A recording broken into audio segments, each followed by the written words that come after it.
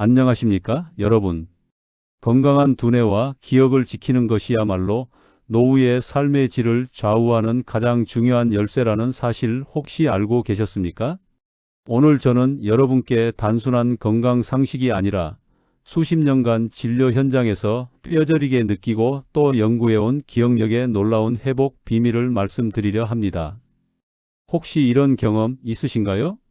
냉장고 문을 열고는 내가 뭘 꺼내려고 했더라 하며 멍하니 서 있던 적, 분명히 집안 어딘가에 안경을 내려놓았는데 도무지 어디에 있는지 기억나지 않아 한참을 찾던 순간, 혹은 친한 지인의 이름이 혀끝에서 맴돌다가 끝내 떠오르지 않아 난처했던 상황. 많은 분들이 이런 경험을 하면 곧바로 이렇게 말하십니다. 아유, 나이 들어서 그래. 그런데 과연 그럴까요? 저는 40년 동안 기억장애 환자들을 진료한 신경과 전문의로서 단언컨대 말씀드립니다. 단순히 나이 때문만은 아닙니다.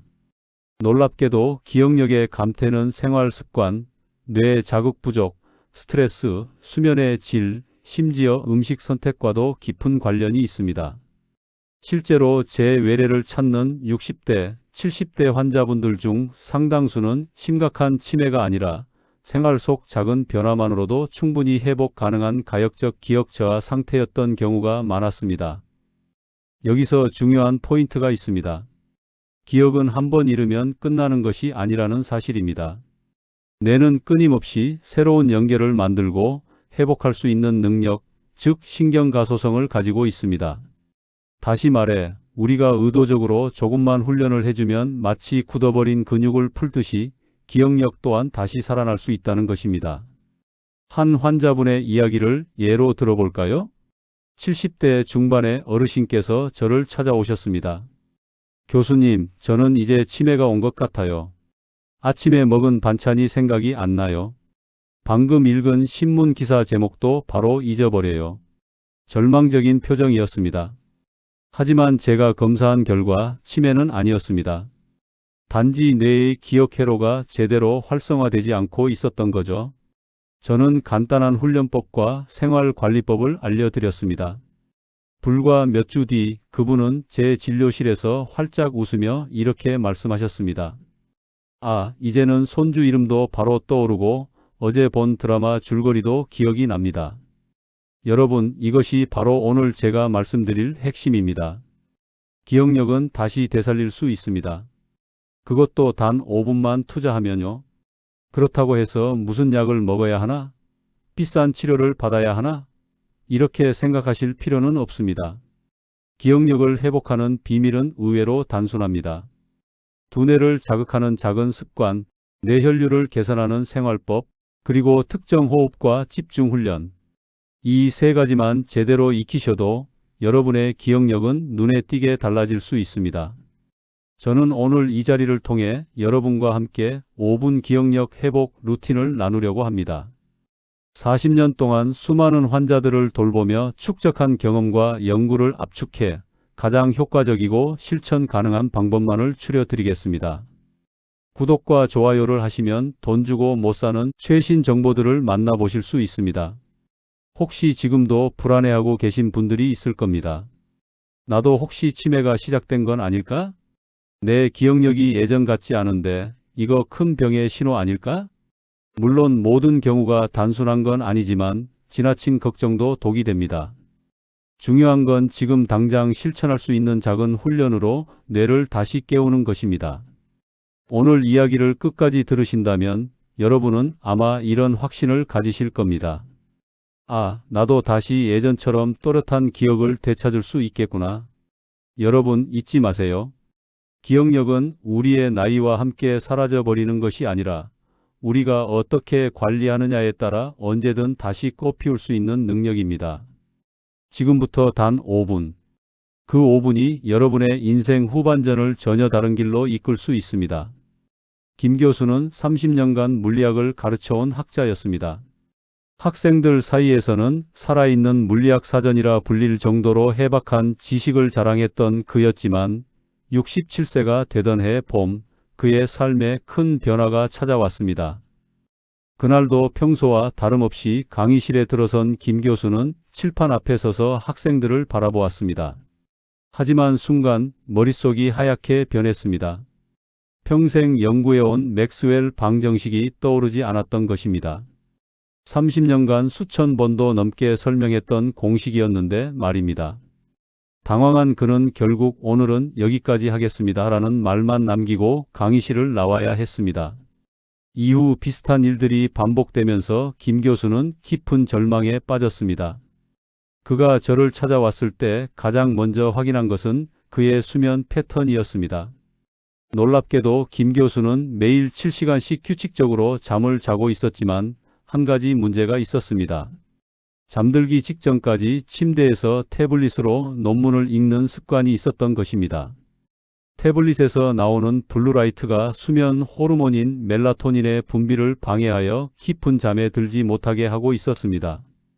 그 결과 내가 하룻밤 동안 기억을 정리하고 저장하는 중요한 과정을 제대로 수행하지 못하고 있었던 것입니다.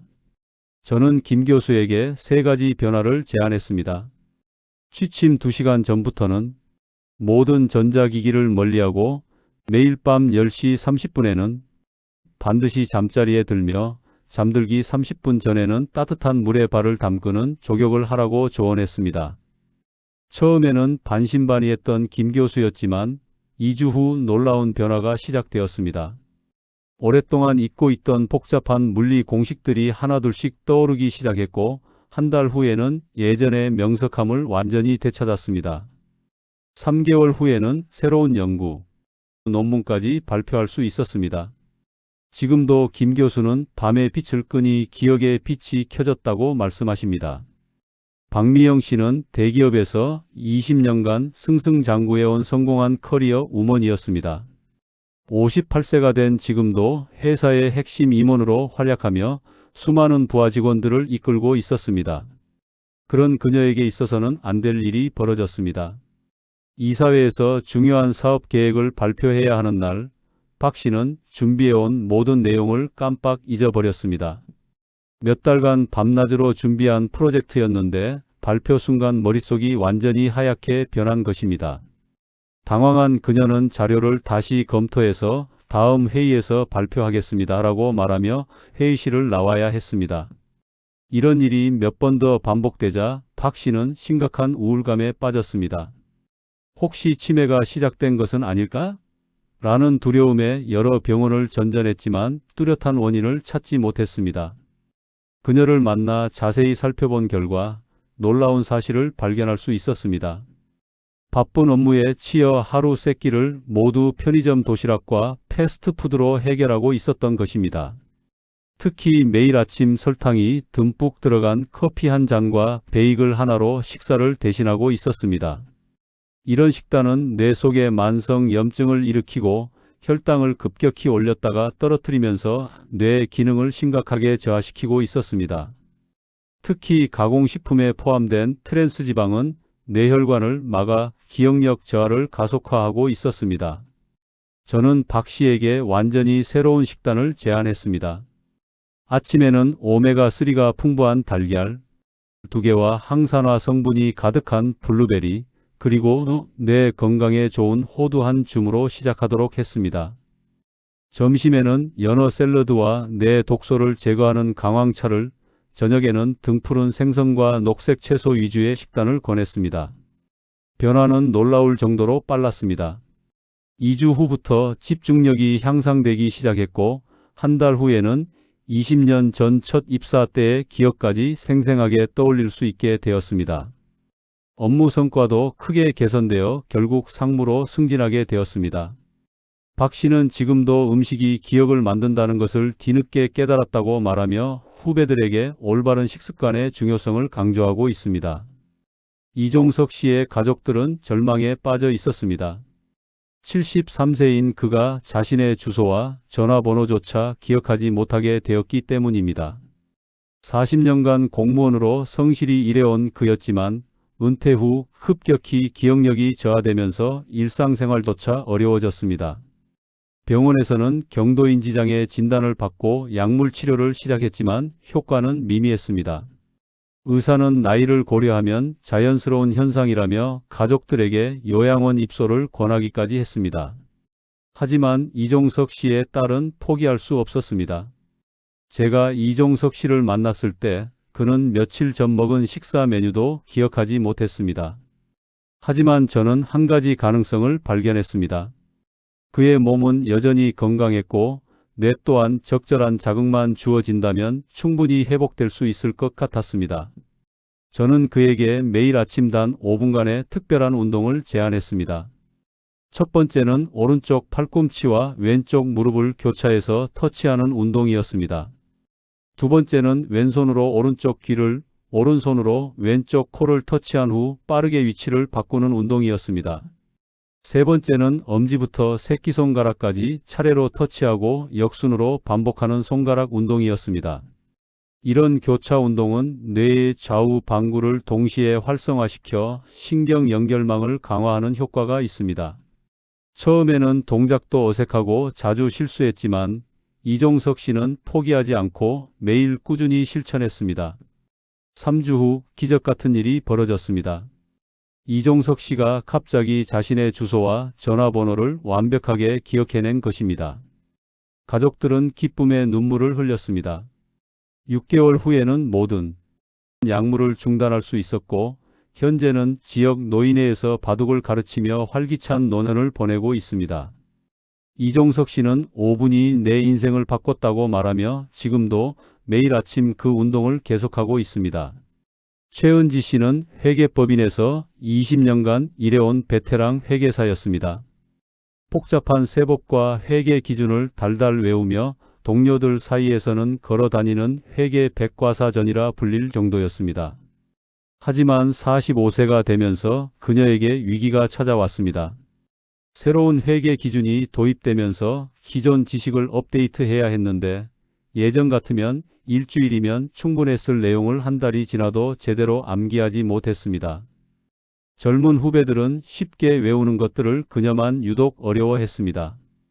자신감이 급격히 떨어진 최 씨는 나이가 들어서 머리가 굳었나 보다며 한숨만 쉬었습니다. 그녀를 만난 저는 기억력 자체보다는 기억하는 방법에 문제가 있다고 판단했습니다.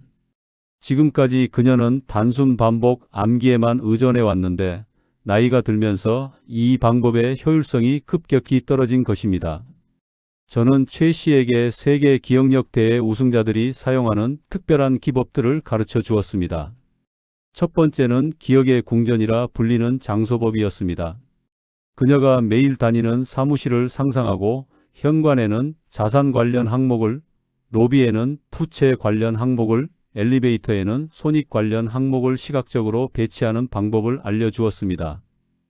두 번째는 다중감각을 활용하는 방법이었습니다.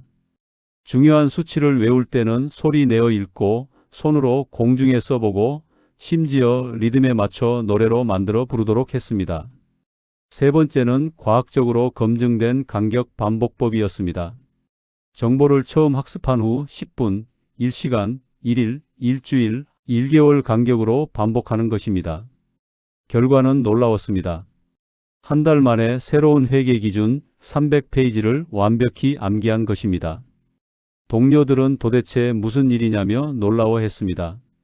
자신감을 되찾은 최 씨는 6개월 후 회계사 시험 강사로도 활동하게 되었고 수강생들로부터 선생님 기억력이 컴퓨터 같아요 라는 찬사를 받고 있습니다.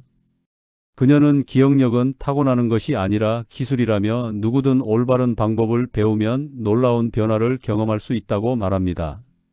정수진 씨는 중소기업을 운영하는 52세의 성공한 사업가였습니다. 10년 전 작은 사무용품 회사로 시작해 현재는 직원 50명 규모의 중견기업으로 키워낸 그녀였지만 성공 뒤에는 극심한 스트레스가 따라왔습니다. 코로나19로 인한 경영난, 경쟁사와의 치열한 경쟁, 직원 관리 문제 등이 겹치면서 그녀는 하루 종일 긴장 상태를 유지해야 했습니다.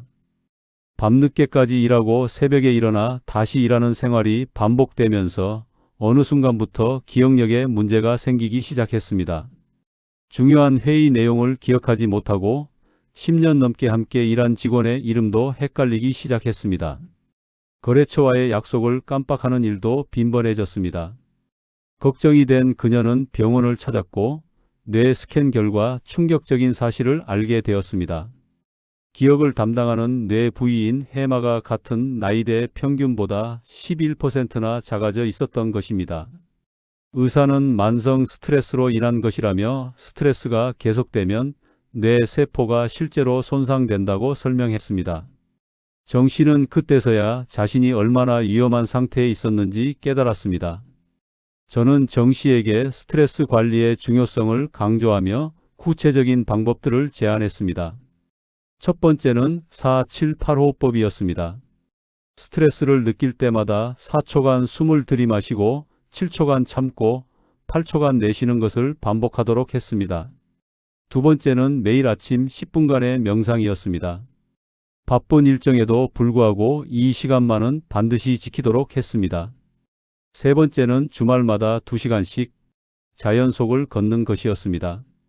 네 번째는 의외로 간단한 방법이었는데 매일 저녁 코미디 프로그램을 시청하며 웃는 것이었습니다. 웃음이 스트레스 호르몬을 줄이고 기억력을 보호한다는 연구 결과가 있었기 때문입니다. 처음에는 이런 것으로 될까? 라고 의심했던 정 씨였지만 6주 후부터 놀라운 변화가 시작되었습니다. 스트레스 수치가 현저히 감소했고 기억력도 함께 회복되기 시작했습니다. 3개월 후 재검사에서는 해마 크기가 정상 범위로 돌아왔습니다. 더욱 놀라운 것은 스트레스가 줄어들면서 의사결정 능력과 창의성도 함께 향상되었다는 점입니다. 회사 성과도 크게 개선되어 현재는 업계 모범 사례로 소개되고 있습니다. 정 씨는 스트레스가 내 기억을 훔쳐가고 있었다는 것을 몰랐다며 이제는 직원들에게도 스트레스 관리의 중요성을 꼭 강조한다고 말합니다.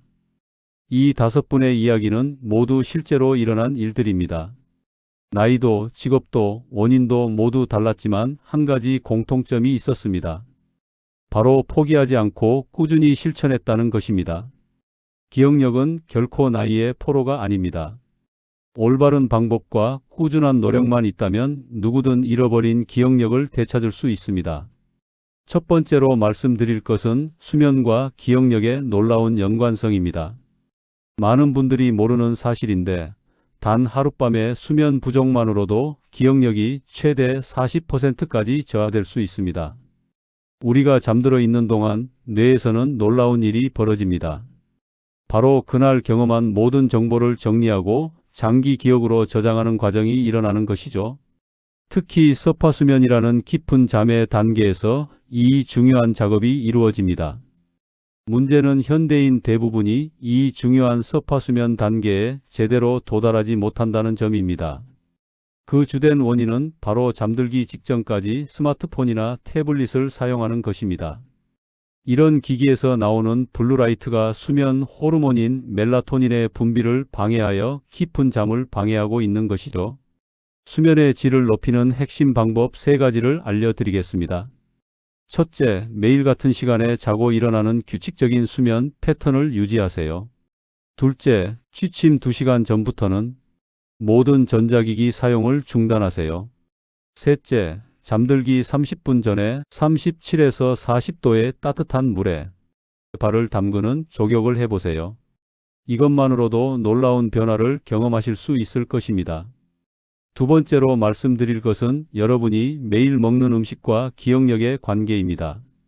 충격적인 사실이지만 우리가 일상적으로 섭취하는 특정 음식들이 뇌 속 기억 저장소인 해마를 서서히 파괴하고 있습니다. 가공식품과 정제 탄수화물, 특히 트랜스지방이 포함된 음식들이 주범입니다. 이런 음식들은 뇌 속에 염증을 일으키고 혈관을 막아 기억력 저하를 가속화시킵니다. 반대로 기억력을 향상시키는 음식들도 있습니다. 오메가-3가 풍부한 등푸른 생선, 항산화 성분이 가득한 블루베리, 신경전달 물질 생성을 돕는 달걀 노른자, 뇌 독소를 제거하는 강황 등이 대표적입니다.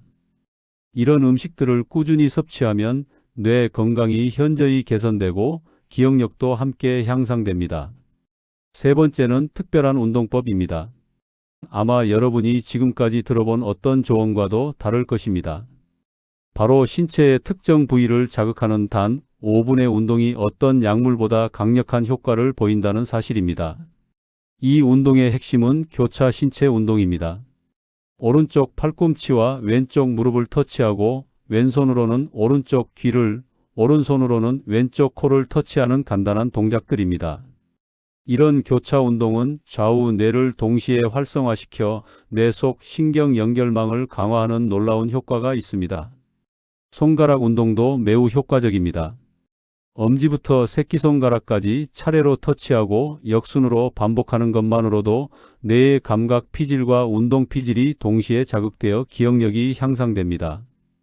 네 번째로 공개할 것은 세계 기억력 대회 우승자들이 사용하는 비밀 테크닉들입니다. 첫 번째는 장소법입니다. 익숙한 장소를 상상하고 그곳에 기억하고 싶은 정보를 시각적으로 배치하는 방법입니다. 두 번째는 다중감각 기억법입니다. 기억하려는 정보를 보고, 듣고, 만지고, 심지어 냄새까지 연결시켜 뇌의 여러 영역을 동시에 활성화시키는 것이죠. 세 번째는 간격 반복법입니다. 정보를 처음 학습한 후 10분, 1시간, 1일, 일주일, 1개월 간격으로 반복하면 장기 기억으로 완벽하게 전환됩니다. 마지막으로 말씀드릴 것은 기억력을 파괴하는 가장 강력한 적, 바로 만성 스트레스입니다. 스트레스가 지속되면 코르티솔이라는 호르몬이 과도하게 분비되어 해마의 신경세포를 실제로 손상시킵니다. 효과적인 스트레스 관리 방법을 알려드리겠습니다. 4-7-8호흡법을 실천해 보세요. 4초간 숨을 들이마시고 7초간 참고 8초간 내쉬는 것입니다. 이것만으로도 코르티솔 수치가 23%까지 감소합니다. 하루 10분의 명상, 자연 속 20분 걷기, 의미 있는 사회적 관계 유지, 그리고 충분한 웃음도 스트레스를 줄이고 기억력을 보호하는 강력한 방법들입니다. 지금까지 말씀드린 5가지 방법을 모두 실천하신다면 단 2개월 안에 놀라운 기억력 향상을 경험하실 수 있을 것입니다. 중요한 것은 모든 것을 한꺼번에 시도하지 말고 하나씩 차근차근 습관으로 만들어가는 것입니다. 기억력 저하는 나이의 필연적인 결과가 아닙니다. 올바른 방법을 통해 우리는 언제든지 잃어버린 기억력을 되찾을 수 있습니다. 여러분의 뇌는 생각보다 훨씬 더 유연하고 회복력이 뛰어납니다. 오늘이 여러분의 새로운 시작이 되기를 바랍니다. 건강한 기억력을 되찾고 활기찬 삶을 살아가시길 진심으로 응원합니다. 감사합니다.